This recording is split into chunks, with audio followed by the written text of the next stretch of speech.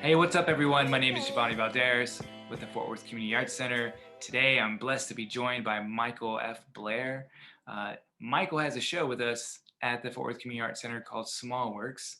Michael, will you tell us a little bit about yourself? Sure.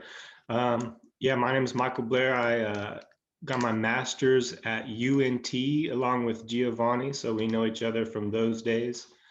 Um, I'm from Texas. I live in Dallas now, teach, do a little writing, and still make art and music and some other things, and raise children and chickens and other things. Yes, and so Michael is a jack of all trades. He is today's classic Renaissance man, always doing things. So I appreciate the time you're taking to talk to chat with us today. So let's talk about the work. For everyone who hasn't seen the show, I invite you all to come out and see it. Amazing small works that are very intimate, and I think at first glance, you don't really see the amount of detail in these works, and so this work kind of allows you to kind of get pulled in, and then if you analyze it longer enough, you can start to kind of break that down. And I was wondering, Michael, if you can kind of talk about your process. It seems a little playful, but also it looks like it's also intuitiveness. How big of a process is that for you? Well, all of my work, these are small works, and I generally have worked larger, but I've worked smaller for necessity recently. But I like to try and keep the same amount of decision making and mark making and density in something that's a fraction of the size of a large painting. So I have to do things like find ways to spend more time working on something that would normally I would just with a couple gestures fill up the space. So I work small marks, repetitive marks, kind of meditative, systematic marks, and I still within the meditative and systematic kind of structure I set up for myself. I still have to find ways to break rules and um, do silly, goofy things or playful things, unexpected things, even though the structure kind of at the outset looks like a really structured, um, predictable kind of thing. So it's a balance. Yeah, I'm glad you said that. I think at first glance, what you said is so dead on about there is a certain predictability, but when you look at it, and there's one particular piece that it looks like a really great painting on the front face of it, but as you look on the edge of the little paintings, you get to see that it's not a traditional canvas. I think it looks like a blue jean material, and I thought, wow, what a nice little kind of Easter egg little surprise. And so, kind of give us some insight to what you're thinking behind exploring different materials. Well, yeah, I mean, I'm always looking for new ways to sneak new things in. So as I'm making these things, I'll stretch fabric around little panels and gesso in them, multiple layers of gesso and sanding, and just make them really cool objects. And I would start using different materials laying around just to be sneaky, I guess. Some old jeans, or like an old dish towel with like a dumb touristy image of the Texas state capitol or something, and then use that. And you only see little tiny peaks of that imagery or that material, but like I know it's there. And so um, it's just kind of a little secret, and it, I don't know, somebody will see it. Um, but yeah, just sneaking little things in there where I can. Yeah, when you create these pieces, you have these little gems that are inside of it, and they're almost like this kind of mundane material that we come in contact all the time with, but then you frame it in this really elegant, beautiful frame. So it kind of is, there's this kind of like a trickery that's happening. It's like, oh, wait a minute, you're presenting it one way, but then in actuality, these are these objects or materials that we come into play with every day. So I really love that aspect of the work. Yeah, totally. I've always been drawn to really humble materials, like ballpoint pen on paper, or I mean, simple things just because they're simple or cheap or common doesn't mean they can't be really beautiful or um, transcendent if you frame them correctly, or just kind of see them with fresh eyes.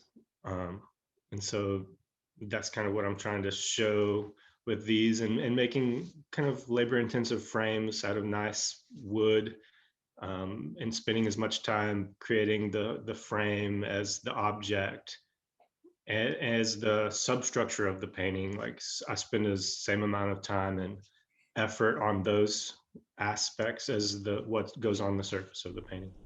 Yeah.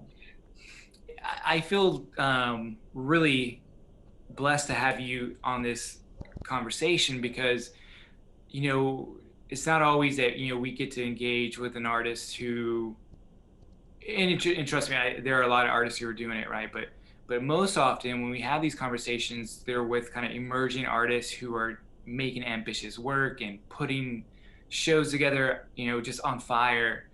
And then for artists like ourselves who've kind of been out for a while and we have families, other obligations, we got to work, pay for braces, all these things kind of impact your art practice. And so I wanted to kind of get your thoughts on what what your art practice, how do you, in the beginning when we were in grad school together, I think we're all ambitious in that same mode. And so my question is, how is it that your art practice has evolved or been impacted by day-to-day life? Because I think, because this is one of the challenges that most artists kind of face when you have a family, you have to kind of be there and provide for them. And so I was wondering if you can explain a little bit of that, like. Yeah, well, I mean, I'm still trying to figure that out. But you're right. Like we do have these kind of reasons for making art in grad school. You know, we paid to go to the school and we're taking classes, and there's people there talking to us about our art. We have reasons baked into that system for making art. And when you get out, you're kind of pressured to like make money and pay for your kids' shoes and backpacks, and like to sit in a room and stare at something on the wall seems totally ridiculous and useless. And like I know intellectually and philosophically why I'm interested in doing that, but defending that idea to like my kids or my wife or my parents or in-laws is tricky sometimes. It feels kind of selfish sometimes, even though I feel like it's important. So you kind of have to like secretly feed that and sneak it in when you can. I think if you can keep finding new compelling reasons and forums and audiences to keep that practice up, which is really hard. I've struggled. I've been out of a studio while I was building a new studio. And so you kind of drift in and out of finding spaces and time and motivation to do Mhm. it. And I think, for people like us, we went to grad school after a break in between undergrad, and so we've kind of nurtured at different times. There's something inside of us that we like feel like we have to do this for some reason, and we've kind of picked it up and put it down and picked it up, and I guess we just can't put it down. Mhm. We'll just keep finding ways to do it until we stop breathing. Yeah, and such great insight, and I can't thank you enough because I think oftentimes we don't always get that perspective, you know, and especially in social media and like the art market, like there's a certain facade that is portrayed about the working artist who's always making work. But it's a real question: how do we balance our daily lives and responsibilities, and justify why we need to be in the Yeah. studio? You know, Well, and it's funny, like you and I both went to grad school when we already had kids.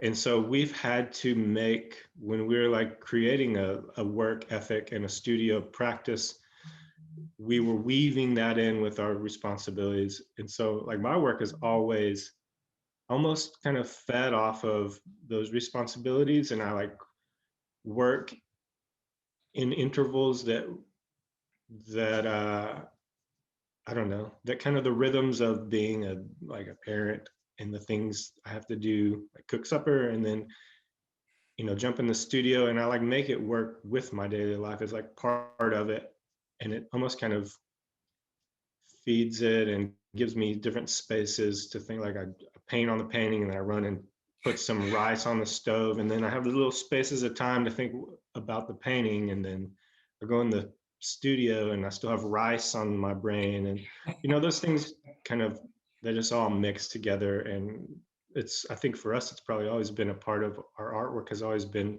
related to our daily lives, the kind of the mundane things. I like the mundane things. I think they're important in my studio practice too. I can't thank you enough for joining us. And it Totally. how do we, if people wanted to find you, how can they find you?